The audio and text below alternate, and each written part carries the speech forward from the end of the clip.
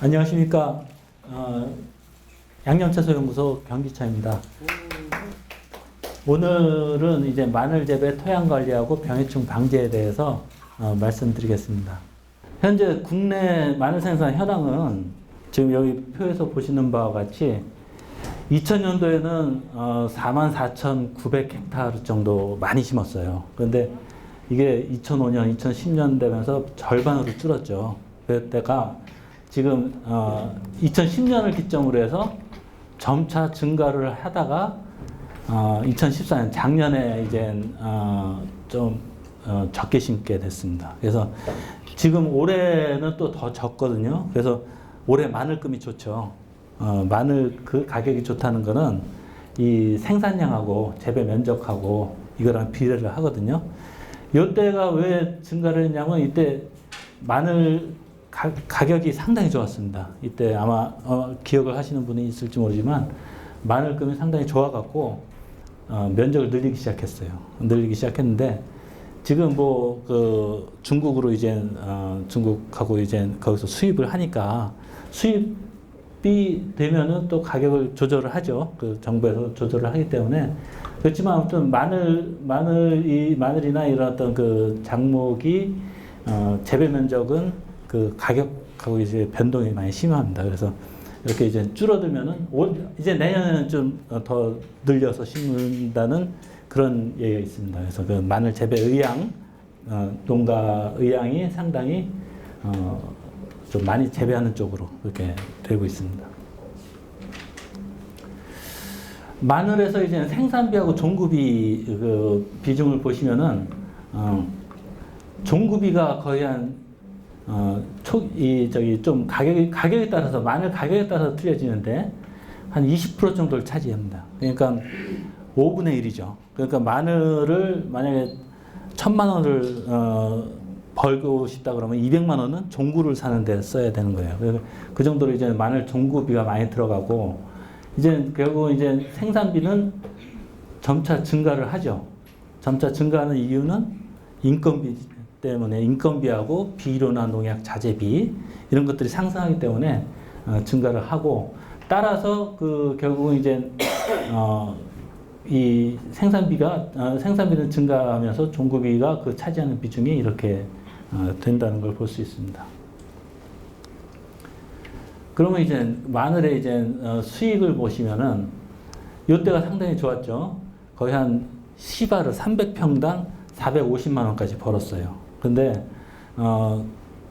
순수익도 이때는 상당히 높았죠.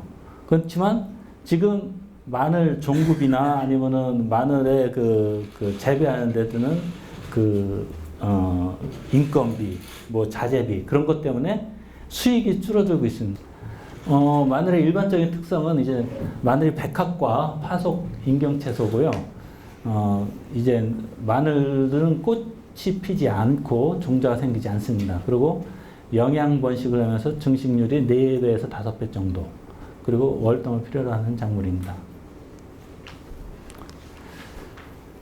마늘은 생리적인 특성은 이제 저온이 18도에서 20도, 그리고 25도 이상 되면은 생육이 멈춘다. 그래서 6월달이, 그러니까 5월달 지나서 6월달쯤 되면은 이제 수확기가 되죠. 그때는 잎이 점점 마르면서 그때 마늘 잎에 있는 그 영양 성분들이 이제 밑으로 내려서 구로 내려가는 것을 알 수 있고요. 적정 pH는 6에서 6.5, 그리고 유기물 함량은 2.5% 정도가 적당하고, 가을에 파종하면 밝은 후에 이듬해 봄에 싹이 올라옵니다. 그리고 월동하는 동안 그 생장점이 분화해서 쪽분화, 그러니까 월동을 해야 됩니다. 월동을 안 하고 봄에 심는 경우가 있어요. 봄에 심으면은 그 쪽이 분화가 안 돼 갖고 통마늘이 만들어지는 경우가 있습니다. 그래서 그 월동을 해야지만 그 쪽이 분화돼서 우리가 육종 마늘 아니면은 그 스펜서 마늘 같은 그쪽 인편 분화가 더 많이 되는 겁니다. 그리고 봄에 온도가 상승하면 엽수 초장이 증가하고 고온 장일에 구가 비대하고 저고는 20도씨 전후입니다. 그리고 수확 후에 잠시 휴면했다가 자연적으로 그러니까 이 마늘은 고온에 휴면되죠. 그러니까 한여름에 지금 마늘 캐는 게 6월 달이고 심는 게 10월 달이니까 한 여름에 이제 휘면 다파가 되는 그런 작물입니다. 한지역 마늘하고 난지역 마늘의 차이는 한지역 마늘은 지금 휘면 기간이 길고 뿌리 내림이나 움트는 것이 늦습니다. 그리고 그러니까 지금 난지역 마늘은 심으면 벌써 싹이 올라와요. 올라오고 한 일주일이나 좀 지나면은 싹이 올라오는데 한지역 마늘은 한 달 이상 지나서도 그때야 싹이 약간 올라오기 때문에 지금부터 한 10월 말까지가 적기인데 지금 심으면 11월 말까지 싹이 안 올라오면 월동했을 때 한겨울 동안에 싹이 없는 상태로 겨울을 납니다. 그렇기 때문에 좀 움트는 것이 늦다. 그리고 마늘 쪽수가 6개에서 8개 정도고 매운맛이 강한 것이 특징입니다. 그리고 난지역 마늘에 비해서 수량성이 떨어집니다. 이 생육 모식도를 보시면은 여기 보시다시피 이제 싹이 안 튼 상태로 월동을 해서 이제 봄에 2월 달쯤 되면 싹이 올라옵니다. 그래갖고 결국은 요때 영양생장을 해서 구가 커기 시작한 건 5월 달서부터 이제 구가 커져서 6월 달에 수확을 합니다. 지금 마늘이 이제 단양종, 삼척종, 서산종, 의성종 이렇게 있는데 보시면은 뭐 큰 차이가 없죠. 이게 뭐 어느 것이 그건지는 판단이 안 되지만 대부분 다 육종 마늘은 그 한지역 마늘의 그 특징이고요. 난지역 마늘은 지금 재배 지역이 남해 연안, 제주도. 그러니까 저 전라남도나 그 경상남도 이런 데 가시면은 마늘은 대부분 난지역 마늘로 보시면 됩니다. 그래서 그쪽 지역이 가장 많이 재배를 하고 제주도까지요. 그다음에 충남은 서해안 쪽으로 해서 이 태안, 서산 태안까지 지금 재배가 되고 있습니다. 그래서 재래종으로 제주종, 고흥종, 남해종이 있고 도육종으로는 남도 마늘, 중국에서 들어온 남도 마늘과 스페인산 대서 마늘이 있습니다. 이 난지역 마늘의 특징은 그 잉편수가 많다는 것이 특징이고요.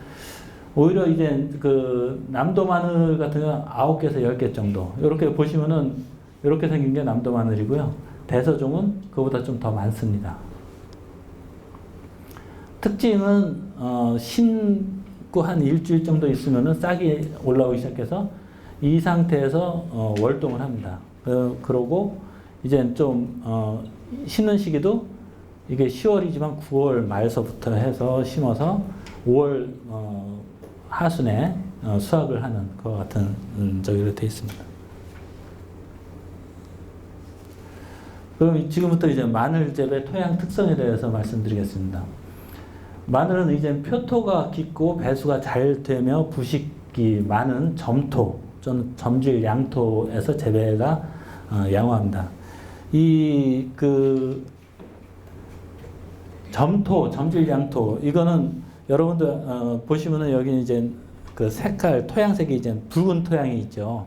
그 여기에 대표적인 특징인데 그 특성을 갖고 있는 그 토양에서 배수가 중요합니다. 배수가 잘 안 되면서 그런 토양 같은 경우는 이제 마늘이 좀 그 뭐랄까 심고 나서 이제 썩는다든지 이런 문제가 생기는데 배수가 잘 되는 점질 양토 그리고 이런 토양에다 심어야지 마늘통이 단단해지고 열구가 적고 반면 사질 토양에서 그러니까 모래흙에다 심으면은 저장력이 약한 마늘이 생성이 됩니다.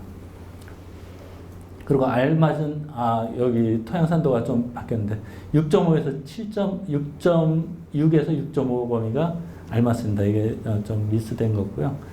또 토양 산도가 너무 낮았을 때는 이 강산성 토양에서는 알루미늄 피해, 황산 알루미늄 피해가 있는데 마늘 캐보면은 마늘 뿌리가 쭉쭉 뻗어야 되거든요. 그런데 이게 뭉툭뭉툭하게 되어 있는 경우가 있어요. 그거는 그런 마늘 재배해서 그런 것이 나온다 토양 pH 산도를 측정을 해보면은 간혹 있습니다.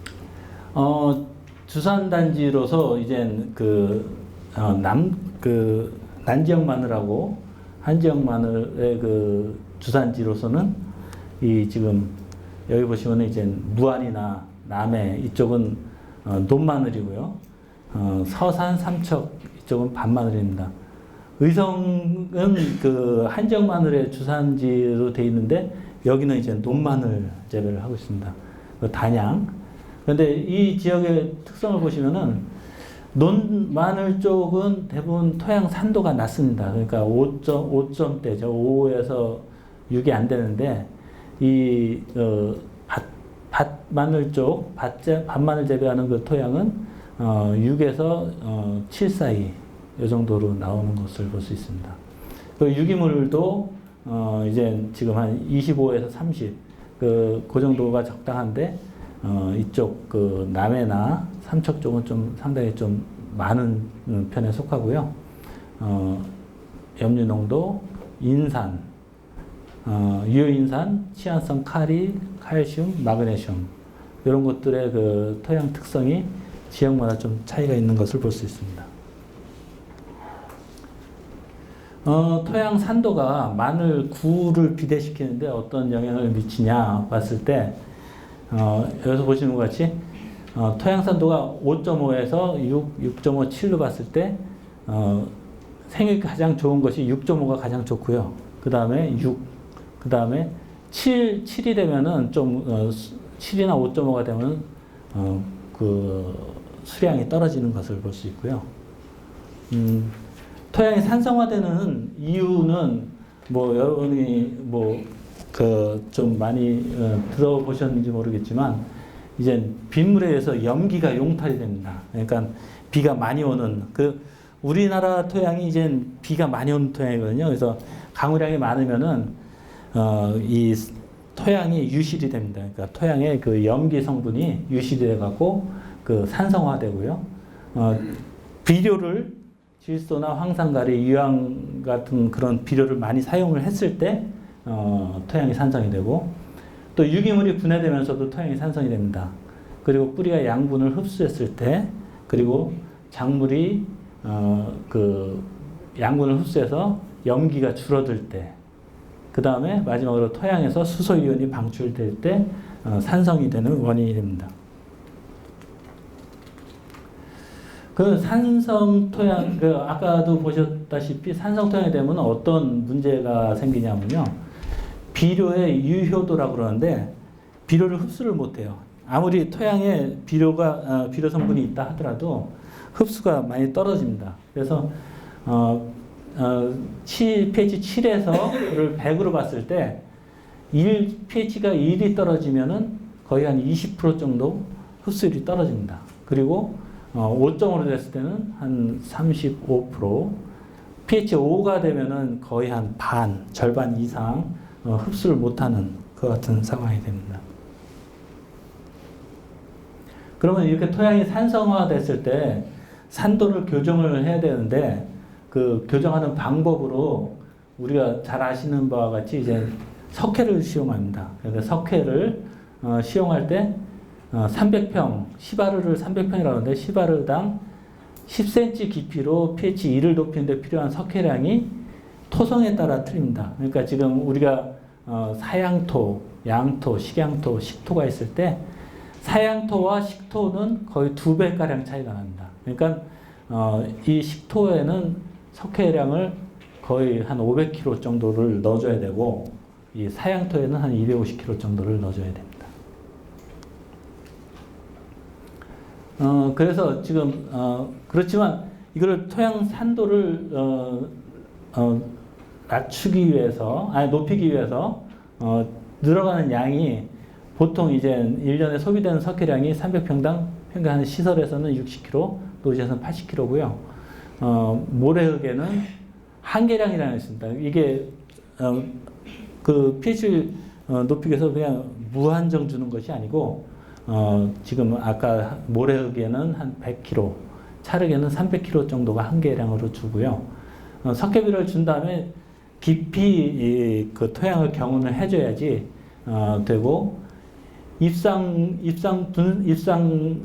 석회 비료가 좀 지속 기간이 길고 느린 반면 분상은 이제 뿌리기도 어렵거든요. 이제 이렇게 가루로 돼갖고 그렇기 때문에 그 경우는 이제 좀 산도 좀 사용하기가 좀 불편한 점이 있습니다.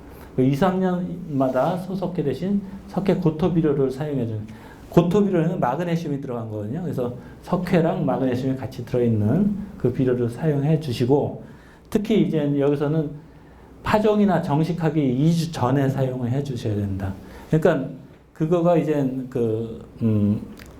생석회나 뭐 이런 걸 썼을 때는 이제 발열이 되거든요. 그러면은 바로 심고 뭐 바로 작물을 심었을 때는 피해를 줄 수 있기 때문에 그런 것들을 주의하셔야 됩니다.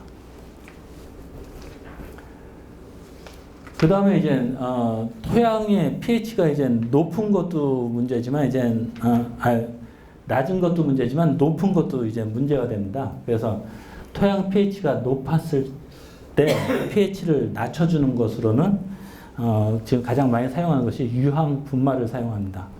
그래서 여러분들이 이제 유황 마늘이라는 걸 들어보셨는지 모르겠는데, 유황 마늘이 그 토양에다가 유황을 살포를 해서 그 마늘의 유황 성분 함량을 좀 증가시키기 위해서 사용을 하는데, 지금 보면은 이제 그거를 계속 연용을 했을 때 이제 그 토양의 pH가 너무 낮아지고, 그래서 저희 토양을 못 쓰는 토양으로 황폐화 만드는 그런 원인이 되기도 하거든요. 그래서 지금 저희가 이제 연구한 바로는 토양에 그 유황을 사용할 수 있는 양을 한 10kg 정도, 지금 여기 보시면 한 10kg 정도로 제한을 하고, 그 다음에 그 나머지 필요한 양을 이제 연면 살포를 해주는 방법으로 해서 저희가 영농 활용한 저희가 있습니다. 그래서 그거는 조금 이따 말씀을 드리고,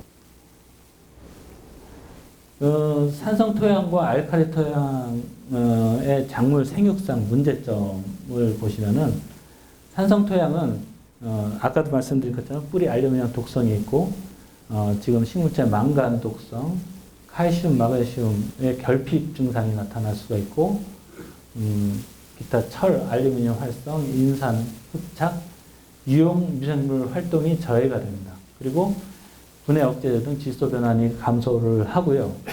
알칼리 토양의 문제점은 알칼리 토양에서는 이제 철, 망간, 아연 같은 것들이 결핍 증상이 나타날 수 있습니다. 그래서 이제 그 원인이 알칼리 토양에서는 이런 금속 이온들이 금속 이온들이 잘 녹지를 않거든요. 그래서 그것들이 있다 하더라도 그걸 흡수를 못해요, 작물이. 그래서 그 결핍 증상이 나타나고요.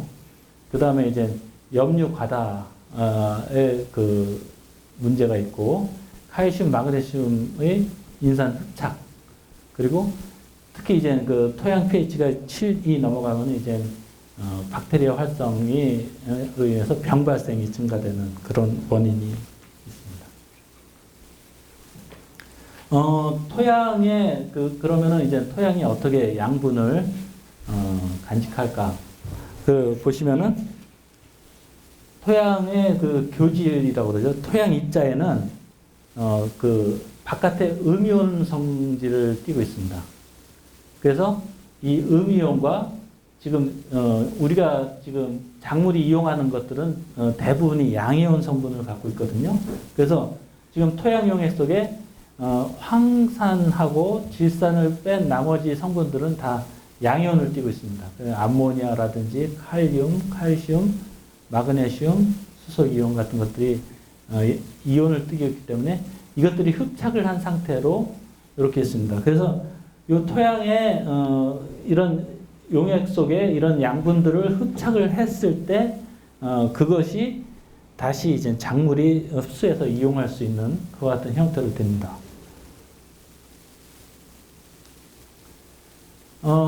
우리나라 토양하고 지금 일본이나 필리핀 토양을 토양 양분 보존 능력이라는 것을 비교를 해봤는데요. 지금 보시면은 이제 토양 양분 보존 능력이라고 해서 보비력이라고 그러는데 이게 CEC라고 합니다. 이게 cation exchangeable capacity 해갖고 양이온 치환 용량이라고 그러거든요. 근데 요것들이 이제 한국은 한 9.2, 평균 9.2 정도 되는데 일본이 한 2배 정도 되고 필리핀이 한 약 4배 정도 됩니다. 그래서 우리나라 토양은 이제 비료를 많이 줘야지 되는 토양이에요, 사실은.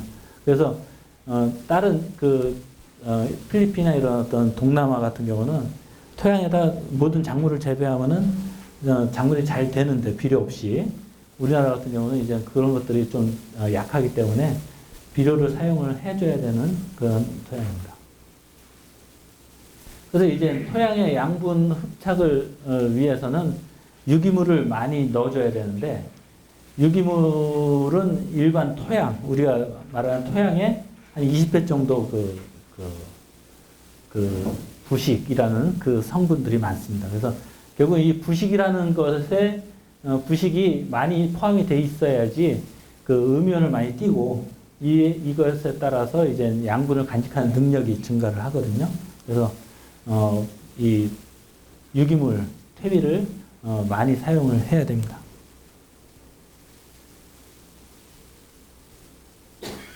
그리고 이제 화학 비료하고 유기물의 차이점이 뭐냐면 결국은 양분 공급 능력의 차이입니다. 그래서 다량 요소나 미량 원소를 공급을 해주는 거고 토양 질소의 90 내지 95%를 공급을 해주고 미생물 활성을 증대시킵니다.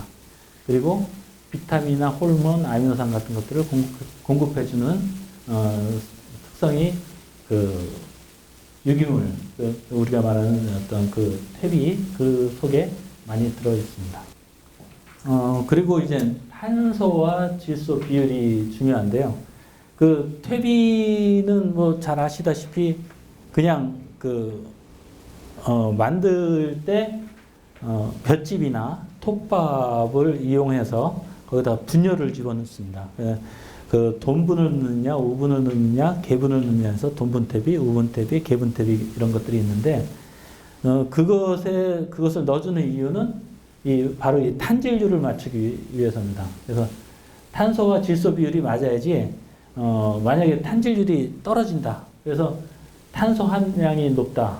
그러면은 질소 기하 현상이 나타나갖고 작물이 이제 노래지거나 그런 현상이 나타나거든요. 그래서 이제 탄소와 질소 비율을 맞춰주는 것이 상당히 중요한데 퇴비 종류마다 탄질률이 다 틀리고 보통 한 25 정도, 25에서 50 사이가 적당합니다.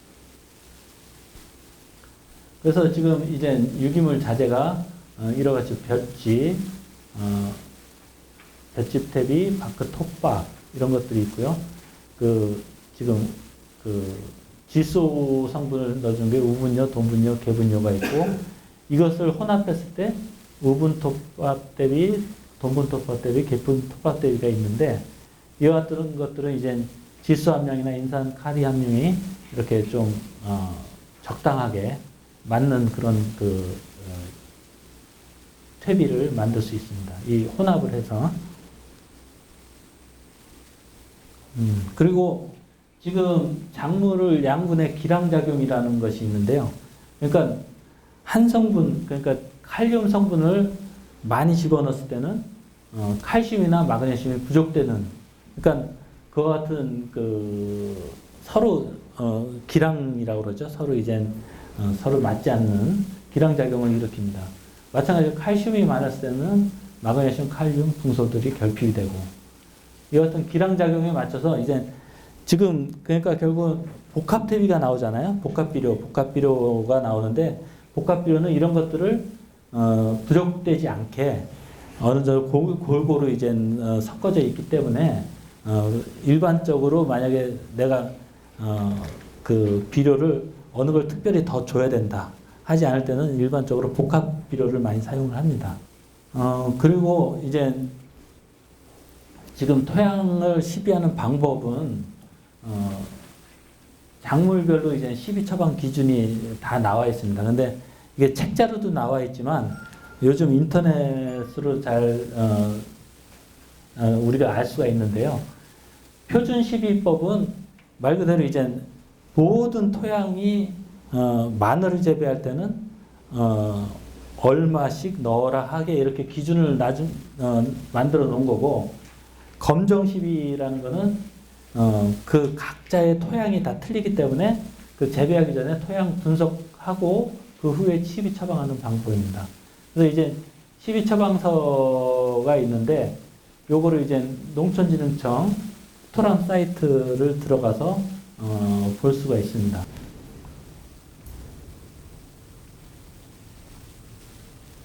그래서 이렇게 나옵니다. 마늘 같은 경우는 면적을 300평에 했을 때 분석치를 우리가 시군 농업기술센터에다가 토양을 갖다 주면은 그 분석을 해서 이렇게 처방까지 해주는데, 만약에 처방이 없다 그러면은 이거를 여기서 아까 그런 식으로 해서 넣어서 입력을 해서도 뽑을 수가 있어요. 그래서 이렇게 했을 때 여기 같은 경우는 이제 지금 적정 수준보다 높은 게 이제 인산이 좀 높고, 그래서 이제 비료 추천량이 이렇게 요소로는 용성인부로는 염화칼리로는 이렇게 밑거름을 줘라 이렇게 나와 있죠.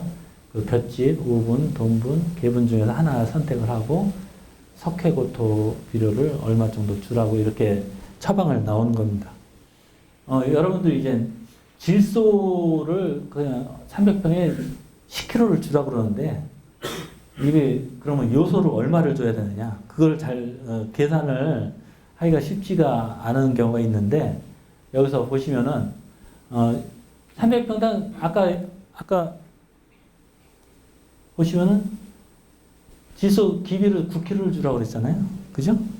그럼 9kg를 어떻게 계산하냐? 10kg를 계산하는 방법 아니면 9kg는 여기다 넣으면 되죠. 10kg를 준다고 했을 때는 요소는 실제 46%가 들어있어요. 그러니까 그게 다 요소가, 그 중에서 질소 함량은 46%. 46%니까 100 나누기 46 해주면은 한 21.7kg를 요소 비료로 주면 됩니다. 그리고 이제 아까 마늘에서 비료 주는 요령으로는 뭐 이제 토양 검정을 해서 밑거름을 주고 웃거름은 요소하고 황산가리. 그러니까 인산은 대부분 다 기비로 줘요. 그러니까 그 인산은 분해가 더디거든요.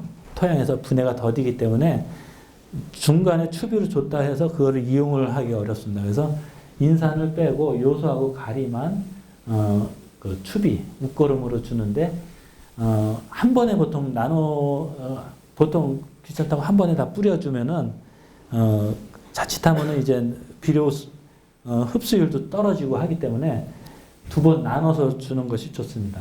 그런데 이 주는 시기가 중요한 게, 이제 비료를 잘못 줘서 마늘 같은 경우는 이제 벌마늘이라고 들어보셨죠?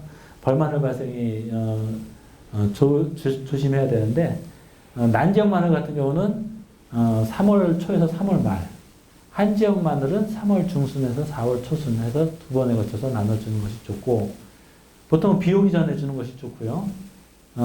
비닐이 그때는 씌워져 있어요. 마늘 비닐이 씌워져 있는데, 그렇기 때문에 이제 비닐 위에다가 줬을 때는 비가 오면은 구멍이 뚫린 쪽으로 이렇게 해서 흘러 들어가고 빗물에 의해서 들어가서 그 마늘한테 비료를 주는 효과를 볼 수 있습니다.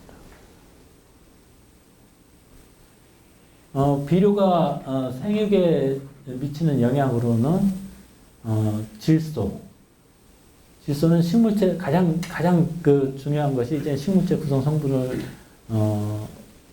만드는데, 그러니까 비료는 질소질 비료만 잘 주면은 이제 파랗게, 우리가 이제 금세 이제 요소 비료만 잘 뿌려줘도 금세 이제 생육이 좀 노랗다가 다시 파래지거든요. 그러니까 식물체 구성 성분을 유지하는 데 중요하고요. 인산 같은 경우는 특히 뿌리 발달에 필요하고, 칼륨은 식물체 활성 촉진하고, 또 이제 질소가 과잉 흡수되는 것을 억제하는 그런 역할을 해줍니다. 그리고 칼슘은 우리가 아까 말씀드린 것처럼 이제 토양을 pH 중화시키고, 양분 흡수를 돕고 알루미늄 과잉 흡수를 억제하는 그와 같은 역할을 해줍니다.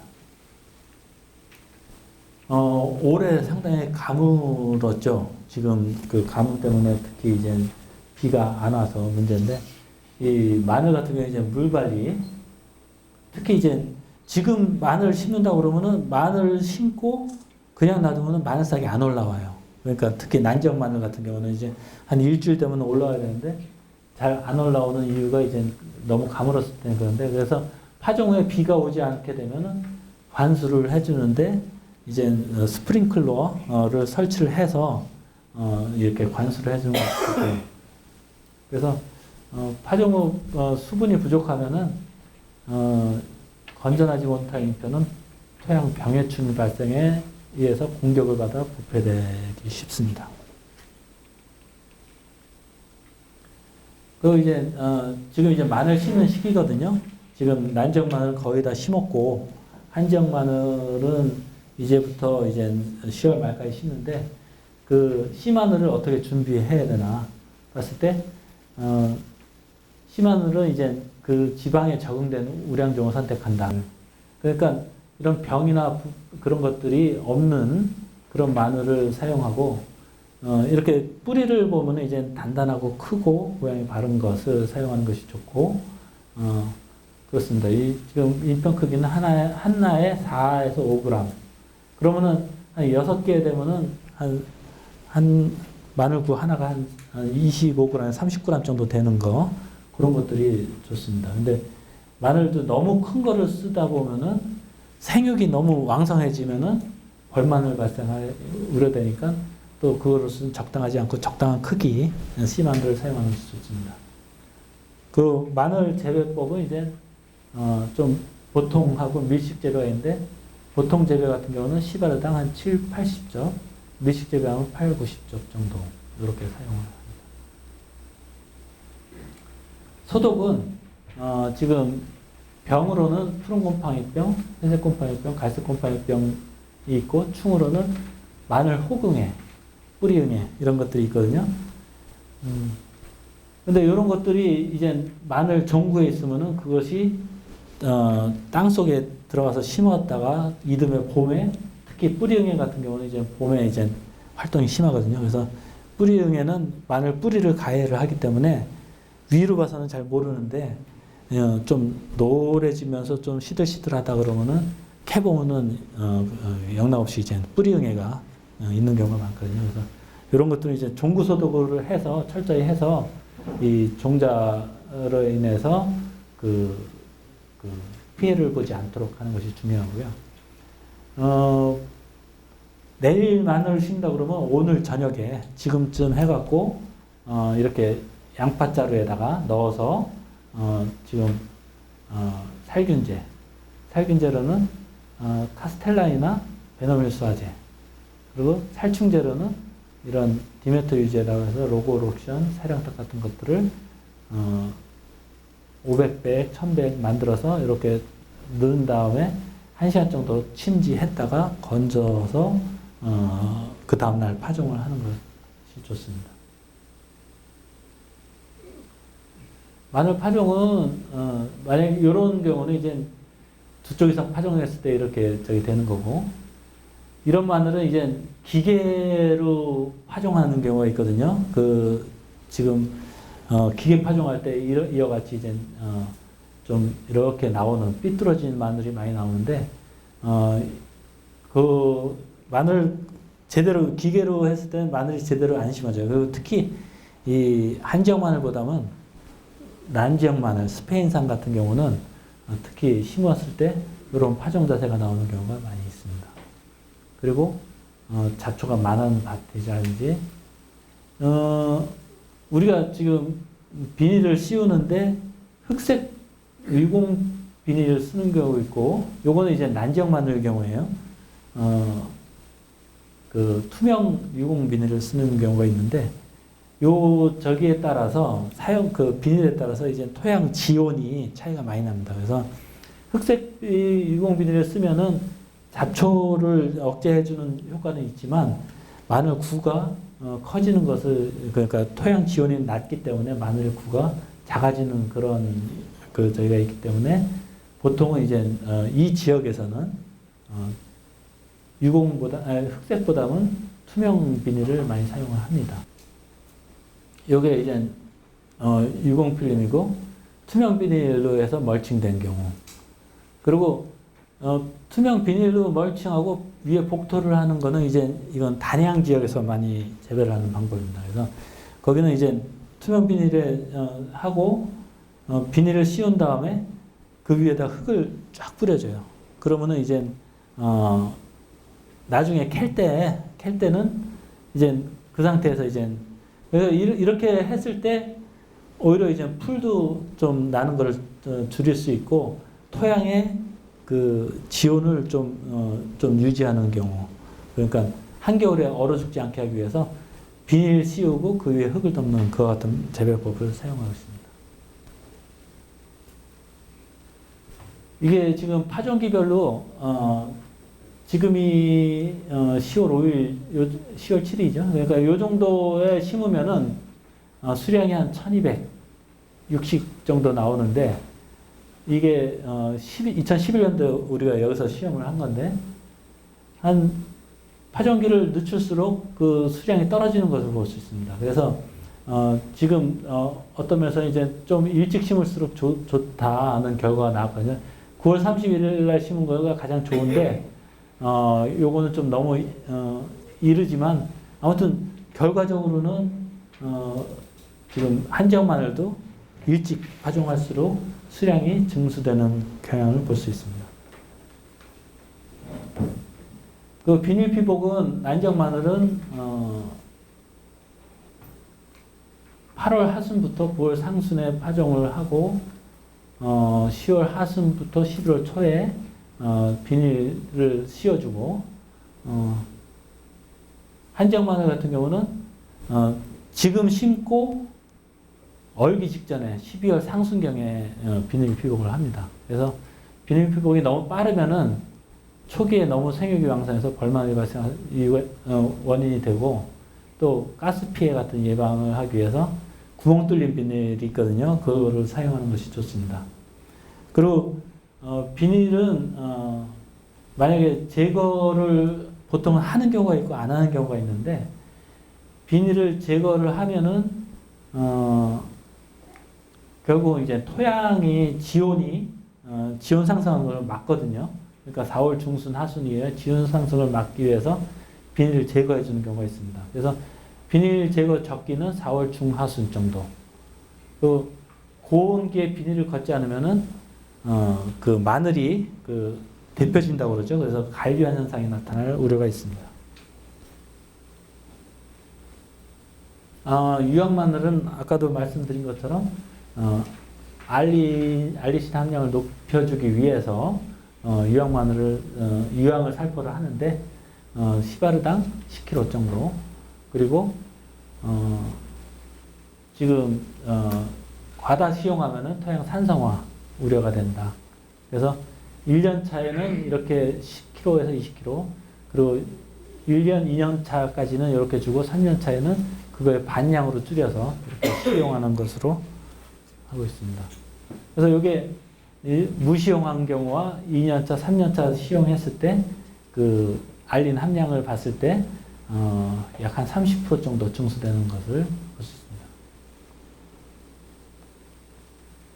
그리고 아까 말씀드린 연면 살포를 하기 위해서는 이제 지금 이 어떤 무기유황이나 유기유황을 쓰는데 유황이 무기유황 같은 경우는 지금 석회 유황, 나노유황, 액상유황이 있지만 지금 여기서는 액상유황이 좋은 곳으로 나왔어요.